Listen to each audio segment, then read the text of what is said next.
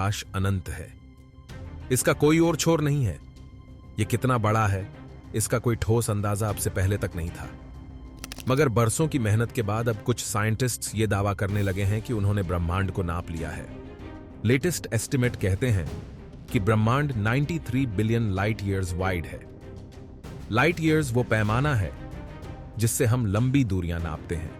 Light की speed बहुत fast होती है। वो एक सेकंड में करीब 2 लाख किलोमीटर की दूरी तय कर लेता है। तो एक साल में लाइट जितना डिस्टेंस तय करता है उसे पैमाना बनाकर दूरी को लाइट ईयर्स में नापते हैं। इतनी लंबी डिस्टेंस को किलोमीटर या मील में बताना बेहद मुश्किल है, इसीलिए लाइट ईयर्स को पैमाना बनाया गया है। हम जिस धरती पर रहते हैं वो सोलर सिस्टम का हिस्सा है। सोलर सिस्टम में 9 ग्रह हैं जो सूरज का चक्कर लगाते हैं। सूरज एक तारा है जो हमारी गैलेक्सी मिल्की वे का हिस्सा है। गैलेक्सी बहुत सारे तारों और उनका चक्कर लगाने वाले प्लैनेट्स, मीटियोराइट्स और कॉमेट्स को मिलाकर बनती है। यूनिवर्स में हमारी मिल्की वे गैलेक्सी जैसी बहुत सी गैलेक्सीज हैं। ये कितनी हैं? इनका शेप कैसा है? इस बारे में बरसों से साइंटिस्ट कोई ठोस अंदाजा लगाने में जुटे हैं। इनकी इन्वेस्टिगेशन से ही हमें अपने यूनिवर्स के सही शेप का अंदाजा हो सकेगा। 20वीं सदी की शुरुआत में अमेरिकन साइंटिस्ट हार्लो शैप्ली और उनके साथी हीबर कर्टिस के बीच इस बात पर बहस छिड़ी थी कि हमारी गैलेक्सी कितनी बड़ी है। शैप्ली का कहना था कि मिल्की वे गैलेक्सी करीब 3 लाख प्रकाश वर्ष वाइड है। वहीं हीबर कर्टिस कहते थे कि गैलेक्सी इतनी बड़ी नहीं है। यूनिवर्स में इसके जैसी कई गैलेक्सीज हैं जिनका डिस्टेंस नापकर ही हम यूनिवर्स के सही शेप के बारे में जान सकते हैं। शैप्ली के रिवर्स कर्टिस का कहना था कि हमारी गैलेक्सी सिर्फ 30,000 प्रकाश वर्ष बड़ी है। वैसे ये बहस करीब 1 सदी पुरानी हो चुकी है। आज साइंटिस्ट के बीच इस बात पर एक राय है कि हमारी गैलेक्सी 1 लाख से 1.5 लाख लाइट ईयर्स वाइड है। यूनिवर्स तो इससे न जाने कितने गुना बड़ा है। ताजा अनुमान कहते हैं कि हमारा यूनिवर्स 93 बिलियन लाइट ईयर्स बड़ा है और ये तेजी से एक्सपैंड कर रहा है। इतने बड़े यूनिवर्स में हमारी धरती कुछ वैसी ही है जैसे कि पैसिफिक ओशन में पानी की एक बूंद। सवाल ये है कि हम इतने डिस्टेंस को नापते कैसे हैं? इसके लिए साइंटिस्ट्स ने कई तरीके ढूंढ निकाले हैं। एक तो वो प्लैनेट्स और स्टार्स से डिस्टेंस को रेडियो वेव्स की मदद से नापते हैं। इसे कॉस्मिक डिस्टेंट लैडर कहते हैं। इसके लिए दूसरे प्लैनेट्स और स्टार्स तक रेडियो वेव्स भेजी जाती है। वो आने जाने में जितना वक्त लेती हैं उससे उन प्लैनेट्स या स्टार्स की दूरी का अंदाजा लगाया जाता है। इसके लिए बड़ी टेलीस्कोप का इस्तेमाल किया जाता है। ऐसी ही एक टेलीस्कोप पुर्तो रिको में लगी है। इसका नाम है अरेसीबो।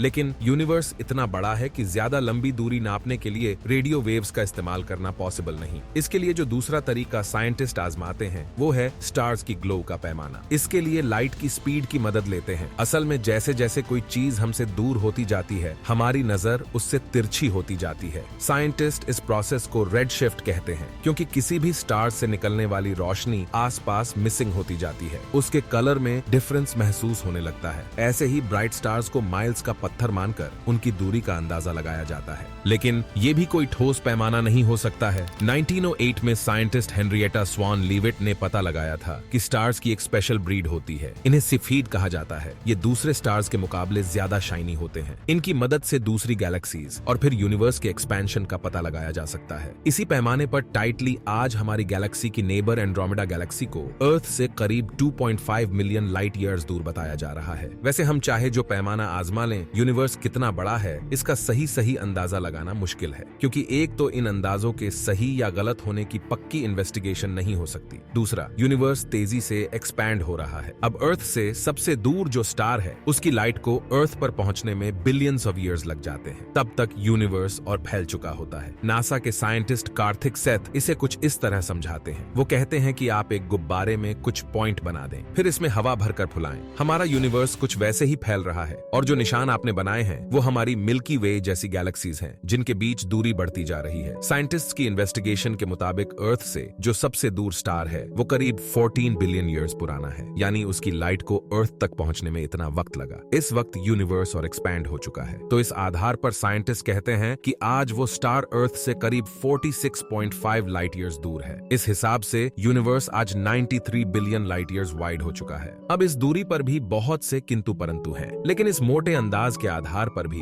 यूनिवर्स के बारे में सोचने से हमारी आंखें खुली की खुली रह जाती हैं। हमें अपने छोटे होने का शिद्दत से एहसास होने लगता है। लेकिन इतना एक्सपेंशन, इतना वास्ट यूनिवर्स हमारी सोच को घूमने की पूरी आजादी देता है। अगर आपको ये वीडियो से कुछ भी नया सीखने को मिलता है तो इस वीडियो को लाइक करें, हमारे चैनल को सब्सक्राइब करना बिल्कुल ना भूलें। नेक्स्ट वीडियो किस टॉपिक पर चाहिए नीचे कमेंट में बताएं। मिलते हैं आपसे अगले वीडियो में ऐसी ही कुछ इंटरेस्टिंग इन्फॉर्मेशन के साथ। धन्यवाद।